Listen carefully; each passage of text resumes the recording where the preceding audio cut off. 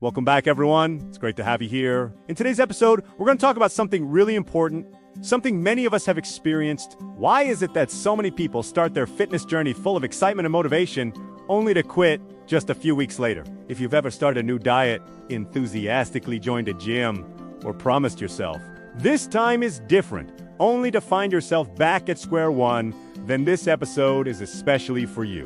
We're going to break down the common pitfalls and, more importantly, how you can avoid them and finally succeed. Let's get right into it. Here's the hard truth that most people don't want to hear. Motivation is temporary. It's a fleeting feeling, a spark. You feel incredibly motivated after watching an amazing transformation video online, or maybe after catching a glimpse of yourself in the mirror and deciding you want to change. The classic example is the new year, new me energy that fills the gyms every January. But what happens when that initial rush fades?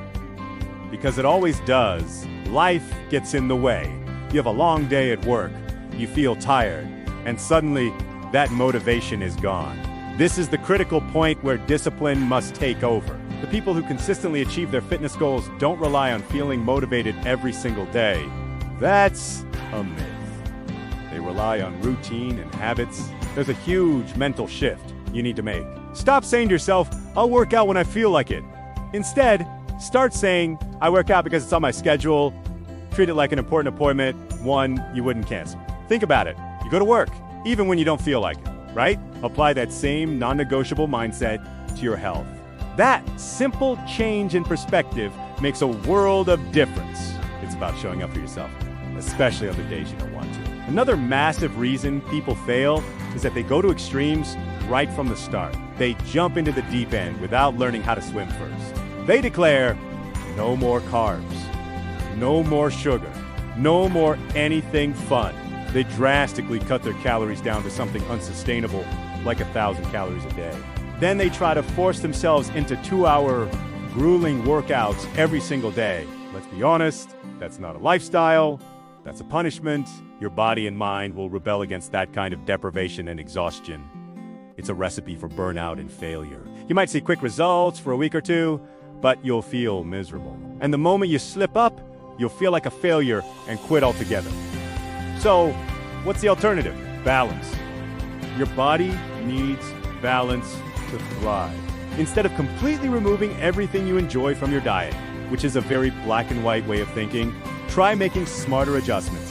Focus on reducing your portion sizes.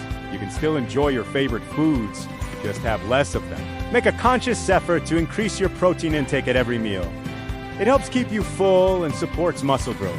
Add more vegetables to your plate. They're packed with nutrients and fiber. And one of the simplest yet most effective changes, drink more water throughout the day. These small, sustainable changes are what lead to long-term success. Always remember, sustainable progress will always beat fast, temporary progress. It's a marathon, not a sprint. Now, let's talk about something incredibly powerful. Your identity. This is a game. Stop telling yourself, I'm trying to get fit or I'm on a diet. The language you use matters because it shapes your beliefs. When you say you're trying, you're giving yourself an out. It implies that failure is an option. Instead, start saying, I am becoming a healthy person, or even better, I am a healthy person. When you begin to shift your identity, your actions will naturally start to align with that new belief. It's not about forcing yourself to do things you hate. It's about acting in a way that's consistent with who you are becoming. Think about it. What do healthy people do? They don't have some secret magic pill. They just have better daily habits. Healthy people tend to prepare their meals in advance, so they're not tempted by convenience food. They make time to move their bodies daily, whether it's a gym session, a walk, or playing a sport. They prioritize getting enough quality sleep because they know how crucial it is for recovery and energy, and they consistently drink enough water. So, here's a practical tip. Throughout your day, ask yourself this one simple question.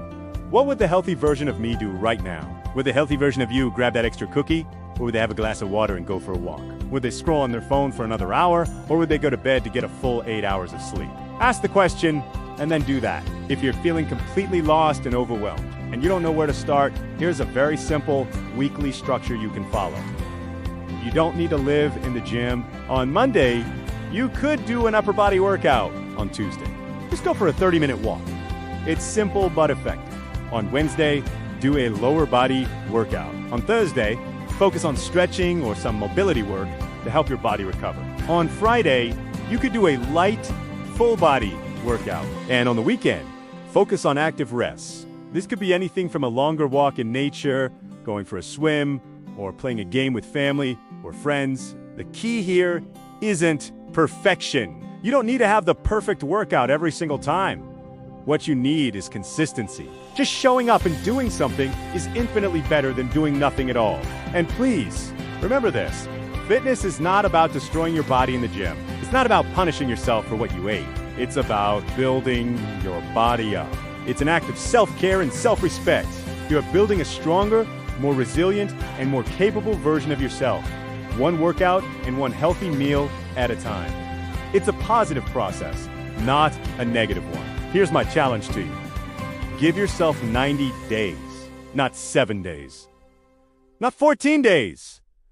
Forget the quick fix challenges. Commit to 90 solid days. 90 days of consistently better eating choices. 90 days of regular movement. 90 days of prioritizing better sleep. Think about what can happen in 3 months. In 3 months, you will feel stronger. Your clothes will fit differently. You will look in the mirror and see changes. But most importantly, your mindset will completely shift. You'll have built the foundation of habits that will last a lifetime. Real, lasting transformation takes time. You have to trust the timeline. You didn't get to where you are overnight, and you won't reach your goals overnight either. The biggest reason most people fail is simply that they quit too early. They get discouraged after a week or two because they don't see dramatic results. They give up because before the real changes are about to happen. But you won't be one of them, not this time. So, let's recap the winning formula. Start small with manageable changes. Stay patient and trust the process. Focus on building sustainable habits, not just chasing short-term motivation. And please, let go of the idea of perfection. Chase consistency instead. That is the true secret to success. Thank you so much for tuning in today. I hope this has been helpful. Start today, stay consistent, and you will achieve your goals. See you in the next episode.